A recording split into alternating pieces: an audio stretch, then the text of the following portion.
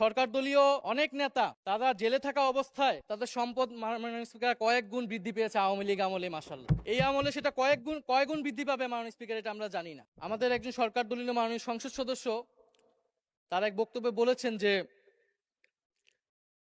এখন অনেকে গাড়ি চড়ে, যে আগে তারা কি চড়তো বা রিক্সায় চড়তো, এখন তারা গাড়ি চড়ে, এরকম একটা কথা বলেছেন মাননীয় স্পিকার। মাননীয় স্পিকার, আজকে মাসের কত তারিখ? 28। আমি রেন্টে কারে ভাড়া নিয়ে একটা গাড়ি আমি ব্যবহার করা লাগে আমার নিরাপত্তার জন্য। তো সেই গাড়ি ভাড়াটা এখন মাননীয় স্পিকার দিতে পারি নাই, মাসের শেষ।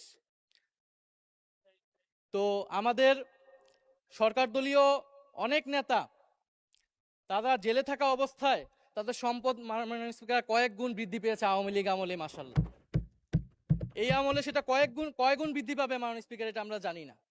যারা ধান খেতে পাট খেতে মাননীয় স্পিকার থাকতে হতো, 5ই আগস্টের পরে তাদের জীবনের কি পরিবর্তন হয়েছে তারা তাদের প্রতিবেশীরা মাননীয় স্পিকার খুব ভালো করেই জানে।